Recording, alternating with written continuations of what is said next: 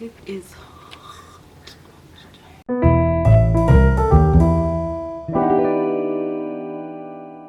Hi guys, welcome back to my YouTube channel. I've been away for a little bit of time now. I was waiting for my wonderful lighting. I am finally gonna do my UN Geneva video that I've been meaning to do. So some of you know that I was in Geneva for a bit of the last 4 months of last year. So I'm just gonna try get through this as quick as I can. So I got a job interning at the UN as a graphic designer, which is weird because it's like graphic design at the UN, and I never thought I'd ever end up working at some, you know, such an organization, you know what I mean? Because you're in the creative field. All I was looking at was agency or like in-house stuff like that, and basically I was just applying for a ton of jobs. I was graduating in 2016, and so I was looking for jobs so that as soon as I'm done with uni, I'll just go straight into work, because I really didn't want to like come home and okay, let's try this again. I really didn't want to come home and have nothing to do, so I was applying for about like since the year before, so since like the end of 2015 all the way through until like July I was applying. So I applied for the UN job in the end of 2015, and my mom sent it to me. Actually, it was just a link. I applied for it in the end of the year or January, and then I got to apply in March. I actually had, between that I was applying for so many other jobs, and I completely forgot about that job. And so they got back to me in March, and then, which was really exciting, and they were like, hey, we want to Skype you tomorrow. I was working for UNCTAD, so the UN Conference on Trade and Development, and so I had to read up on the sustainable goals and all that stuff. I did the interview. I didn't feel like it went well, but that's how most people feel about interview. I don't think there's anyone who's like, oh, that interview was amazing. Maybe like 1 out of 10. So I did the interview, and then I didn't feel like it went well. I felt like I kind of was just like kind of I didn't even remember what the questions were. Like I was just kind of going through it. So I just did the interview. The next day I get a call at like 9 in the morning, and they're like, hi Melissa, would like to give you the job, like let us know when you want to start, we're gonna send you all the information over. And I was like, what? This is crazy. So it's just so random. Like I don't think you guys understand. It was the most random thing ever. So after that I went to London, got a visa. It took like the next day I could go pick it up. The UN gives you a letter, obviously, that helps speed up the process, and also you don't have to pay for the visa. And once you get to Geneva, you get a card of legitimation that allows you to stay for the length of your internship. So your visa like has you entering the country, it lasts for like a month, but once you get that card, then it's not really an issue. It's as long as the card says. So just for anyone who is thinking of working at the UN, it's such an amazing, first things first, I want to say before I move on, working at the UN is such an amazing opportunity. It really is. I was just there and I was thinking of, oh my god, this person would love this. And it's really, you don't just go there and they're like, oh, get us coffee or print this out. Like you get a lot of responsibility and a lot of jobs, and sometimes you head small projects, which is like a very, like a lot of people depend on you to do things, and so it's a job. Like it's a do you know what I mean? It's a real job, and the UN is always looking for interns. I'm not like, anyways, the UN is always looking for interns because they're on their website. They always have openings in the offices in New York, Addis Ababa, Geneva, and I forgot, there's definitely one more place. But they're always looking for interns all the time, and sometimes the internship gets into like a consultancy, so you'd stay there for like 2 years, and it's really like, it's amazing. And after I got that job, I definitely got a lot more people responding to me because they just saw that on my CV. And you get to work with amazing people in the UN. The staff is all great. First of all, the whole area itself is amazing. The facilities, it's all really, really good, and I definitely recommend, even if you're like it's just even for the experience. And it's so good because if you're someone who like, you just like, when I just finished uni, I didn't want to just come back to Tanzania and work, you know, I wanted to work abroad for a little bit, just like the experience, and I didn't want it to be in England because I'd been there for uni. I wanted to work somewhere else. and I was so lucky to just end up working in Geneva with different culture, different everything, just to get that like experience. And then I was very content just coming back home. And so if you feel like you don't want to like transition straight into coming home and you're just graduating, definitely looking for a job in the UN, no matter what field you are, you might find your job. You might find something that you might be into there, and it might open doors for other things. The only thing I would say about like the city I went to anyway is that it's so expensive. It's really expensive, and the UN doesn't pay their interns. I mean, the most they do for you is give you like a discount on lunch.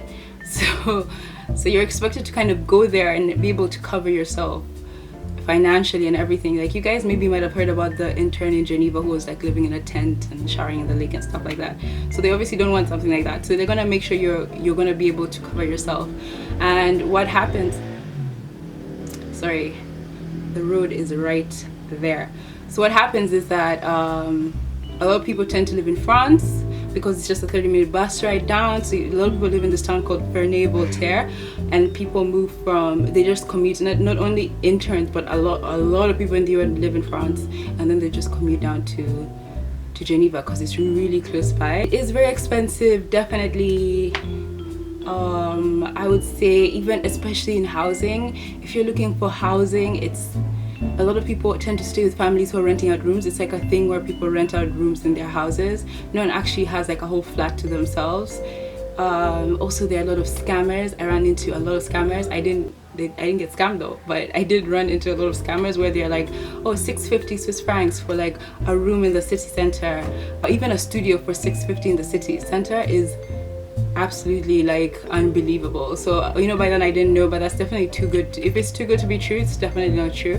You probably end up living, if you're thinking of going to Geneva and working there, you probably end up living with a family. So when I moved in there, when I went to Geneva, I did decide to live in France, especially because, you know, I could have gone there and gone and checked out different houses first, but I really wanted to get there and like hit the ground running. So I just found a place. It looked decent. I did call another person who lived there, and I took them over the phone, and they vouched for it. And basically, it was a house, and in the basement, but which still had access to the outside, they had like 4 rooms with like other expats who lived there, and they had the laundry machine downstairs, and then they had like a kitchen outside, and they had a dog. The pictures weren't what I thought. The pictures of the room, because it was like a double bed, or it was like a studio. The pictures of the room, like my room was like a baby of that room basically. So it was like, it wasn't the actual room, which was like a bit disappointing, but it was okay. The bus stop was right across the street, so that was really good for me. Ferney-Voltaire is a very small town. Like, I feel like that's where people go to retire. Like, it's very boring, it's very dead, so obviously there's nothing there to do that's very interesting. So coming back from work really late and having to like cook, I really wanted an oven where I could just like kind of meal prep everything, but they didn't have that. And it was like at the back, and they had a dog, and me and the dog were not friends, and it was just so much anxiety. Like, it's like I leave work and then I come home and I have to like act like a spy and try to jump over places just so I can go make myself a meal. So I started looking for somewhere else. Luckily, thank God for Sheena. Sheena is a really good friend of mine. We went to school together and high school together, and she was also working in Geneva. She's actually in Mauritius now. She is in the hotel business, and so she was working in Geneva at the time, and she was telling me about this place where she lives, and I went there, and the apartment is amazing. I mean, it's not amazing, it was good. It was better than where I was. It was a nice modern apartment. It was closer to the UN. It wasn't in the city center, but it was in Geneva, and that was less bus fare for me. And also the bedroom was bigger. I could share a bathroom with her. Everything I needed was there, and there were also other people living in the building who were also expats. So it's like there's a whole huge expat culture there. So yeah, after a month I did move to Geneva.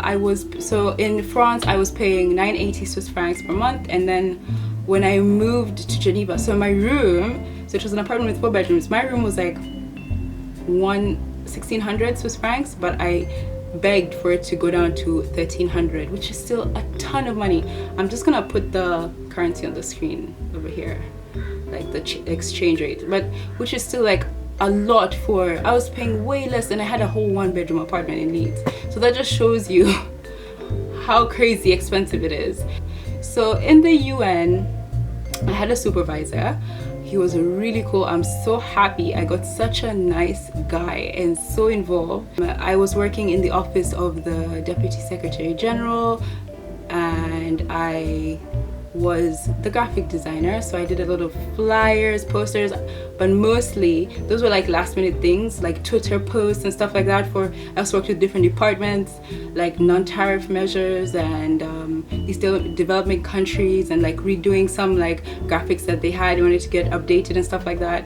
The majority of my time I was doing videos, so I was doing, and mind you, I'd never ever done After Effects before in my life. I thought I would go online and look for like an infographic website and like create it there, but I felt like it was very limiting, so I had to learn how to do After Effects on YouTube as I was doing it.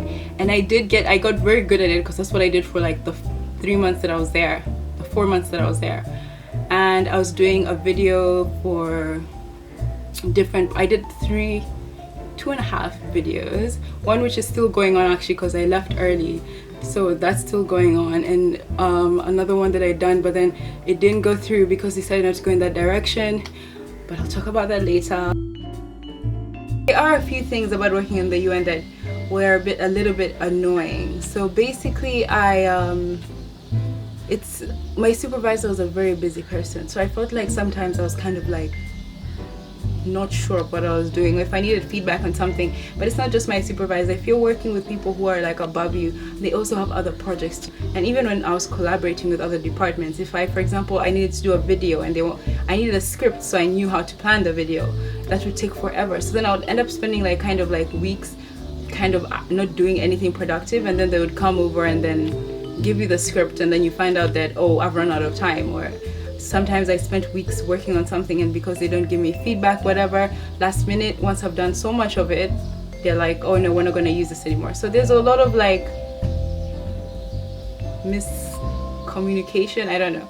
But to be fair, I was the first graphic design intern they had, and it's something that I did talk about with my supervisor, which is really great. But I should have definitely had made that clear to my supervisor before. And you know, it's easy to understand that so many people are working on 5 different things, so having someone monitoring you and then having to do like 5 different jobs is difficult. How it is in other departments or with other intern jobs, but because mine involved a lot of like back and forth and collaboration and feedback, I didn't get a lot of that. So I ended up working long hours and for something that wasn't even going to be used at the end of the day. So I worked on something for like 2 months and decided not to go with it, which was so frustrating, but like that's how it works anyways. That's life. Also, another thing is that the UN is basically these reasons that I'm telling you are basically reasons why I wouldn't work at the UN again, why that kind of organization isn't for me. They're also very limiting. You know, it's a lot of red tape, there's a lot of rules. Like there were a lot of little things that we couldn't put out visually because of some people's positions and, you know, all that stuff. And even though the UN is a great place, definitely as a creative, it's annoying to have so many limitations to what you can do. Just thinking about the people in Geneva, I'll tell you, people in Geneva don't have the best attitude. I only ran into one person out of my whole stay there who was friendly to me at the bank in the UN. There was one guy who was the only friendly person. They're not rude, they're just not friendly. They're not like approaching you, they're not trying to like help you out. There's no smile. It's kind of like, what do you want? Okay, and that's it. Don't expect any kind of amazing service in Geneva. Like as far as I know. I also watched some other reviews on this. There's some other people who also felt the same way. So Geneva is very posh, but there is something for everyone. You just need to know the right people. There's a lot of nice super high-end clubs. I went into one club with a friend of mine and I spent £50 on 2 drinks. And then you find some places which are like underground clubs or like hip-hop clubs, or like there's something for everyone in Geneva. You just need to find the right places. There's some nights I went out and I didn't spend a single dime. I've never said the word Geneva so many times. Another thing is, in Geneva people speak a lot of different languages, French being obviously the main one.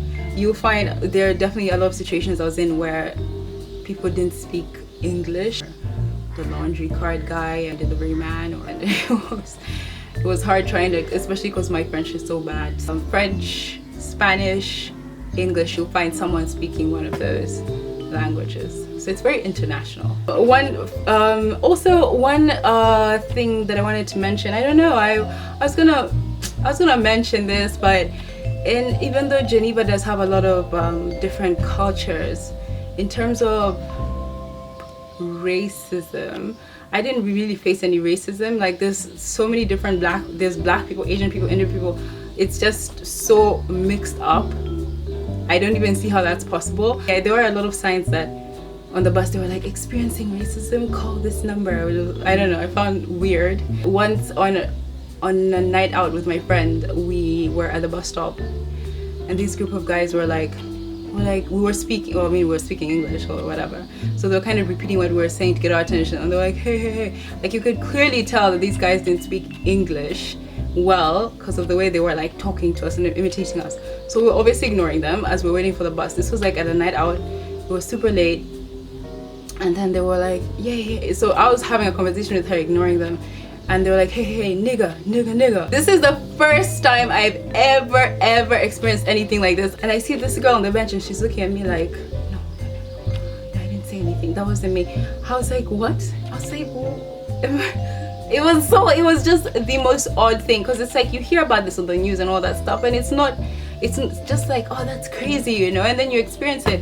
And then the group of guys were looking at us, they were like, yeah, you, nigga, come here, whatever. It was like all these slurs, and I was just like looking at my friend like, am I the only one who's hearing this? And she was looking so unbothered. She's like, Melissa, they probably don't even know what the hell that means. They can barely speak English. Like, oh my gosh, what would Solange do? Like, I can't just stand here, and they're just like literally yelling, and I'm just here like, oh, I'm just gonna wait for the bus. And I just turned around and I was like, you know what, I can't even, I'm not even a person, I can't even fight. Wow, it was so crazy. Anyway, so that was like the only, I wouldn't even have called that racist. I don't know, like, obviously it was a racist slur, but it wasn't.